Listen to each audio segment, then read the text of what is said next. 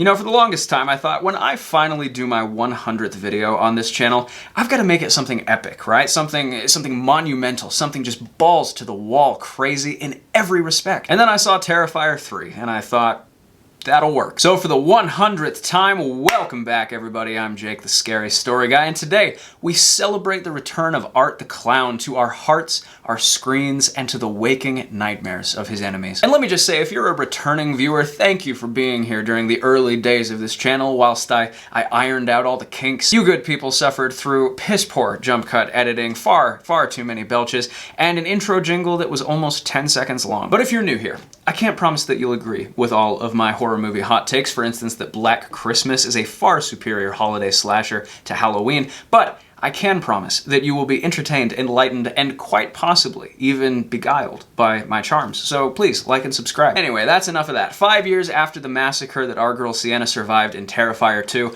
Art the Clown has been resurrected at Christmas time, and he is back for some Yuletide revenge. Right off the bat, I'm gonna tell you, this is definitely the best Terrifier movie. In fact, this is a series that seems to really kind of be graduating to a new level of quality with each progressive installment. And of course, the budgets on these things speak louder than I ever could, right? The first movie was made with like $35,000, and it showed. I gave that movie a very negative review. It had basically no likable characters, horrible acting, and a plot so bare bones you'd think Art the Clown had gotten a hold of it. Speaking of Art, though, I did mention that he was an extremely watchable and unique character, and just in that crappy movie alone, had really cemented himself as one of the great slashers of the 21st century. Terrifier 2, I had much more positive feelings about, which made sense because it was made with literally 10 times the budget, much of it crowdfunded. And I've got to give props to all the people who saw enough potential with the original Terrifier that they were willing to shell out their own money to fund this sequel, because my expectations were not high. And of course, Terrifier 2 is still not a perfect movie by any stretch. It features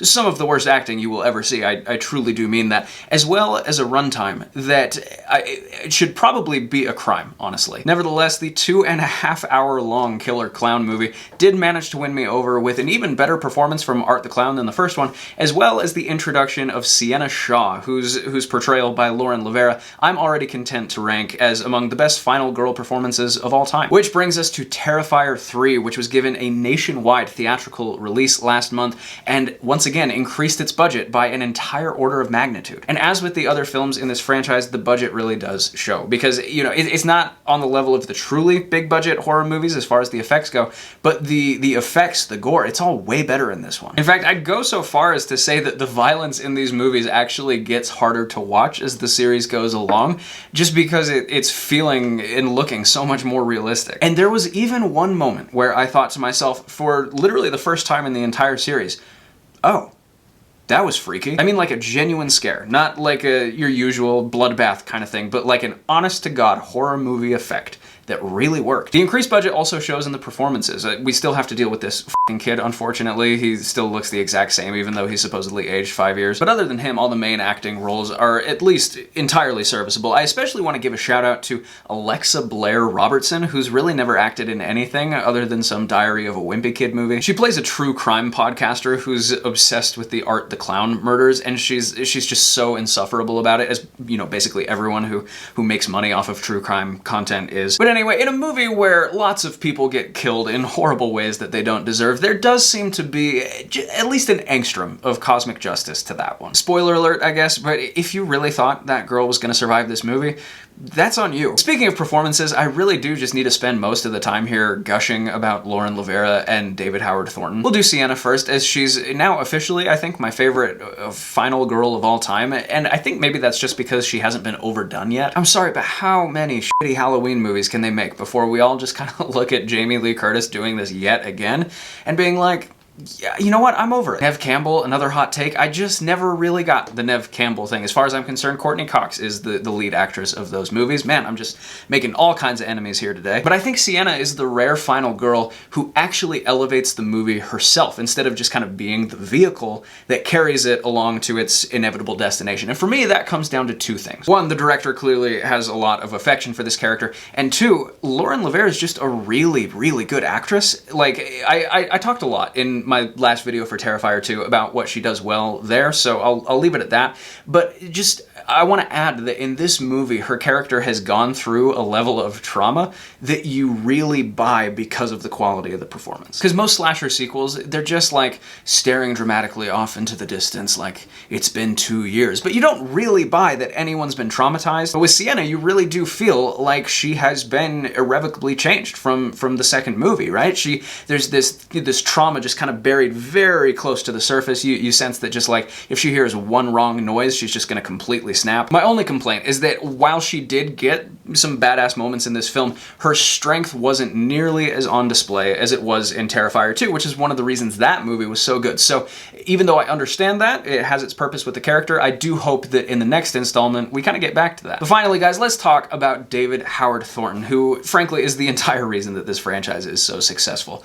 This guy is so good at what he does. Because Art is a mime, right? He doesn't speak at all, and yet you feel like you know him so much better than basically every other slasher. And it's just because he's so effective at conveying his personality through just like facial expressions and mannerisms and postures. And he's so funny in this movie. Like, I always thought he was funny. Like, I thought he was funny in the first couple movies, but that effect is really compounded here. Like, I probably laughed out loud at least a dozen different times at things he did in this movie. There's one scene where he's like overhearing a conversation that two other people are having about him, and his facial reactions to everything they're saying is just incredible. But I think my favorite thing about Art is just like what a grumpy asshole he can be. Like, he clearly just gets annoyed and frustrated and will just take it out on people in hilarious ways. Like, if he gets mad enough at someone, he's not averse to just pulling out a Glock and blowing their head off, right? Which is unheard of for a slasher movie. But he even looks so disappointed with himself after too. Like,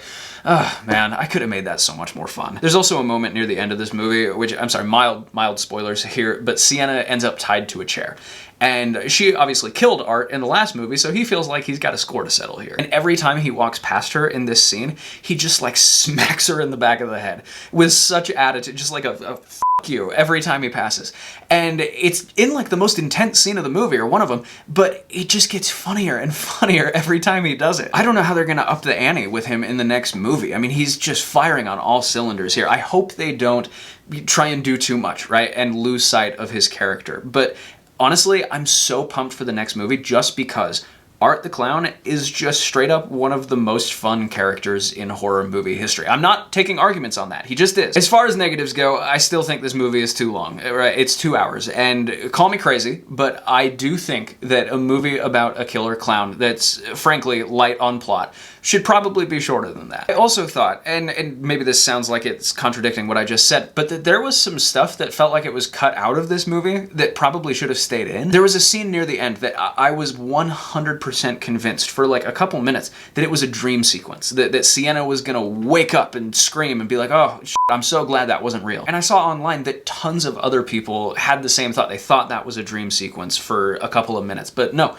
turns out it was real. So something was definitely lost in translation there. Finally, I do just want to add one quick disclaimer here, which is that, you know, these movies are getting popular enough that I'm sure a lot of people are just kind of walking into the theater blind, not knowing what kind of movie this is. This is not a normal horror movie. This is not a normal slasher movie. Even if you feel like, oh, I've seen lots of horror movies before, it's possible you haven't seen one quite like this. The violence, the general insanity on display here is significantly ramped up from most horror movies. I cannot emphasize this enough, right? They opted not to have this movie rated by the MPAA because they knew that process wouldn't go well for them. So if you're a sicko, go enjoy this movie. It's tons of fun. Just know that any normies in your life, if they saw this, would be totally freaked out. With that being said, it kind of rocks. So I'm gonna give Terrifier 3.5 stars out of 5. All right, guys, sorry I dropped off the face of the earth there at the end of October, but I am back, and stay tuned for more spooky content coming soon. And as always, thank you for watching this video, and here's hoping you survive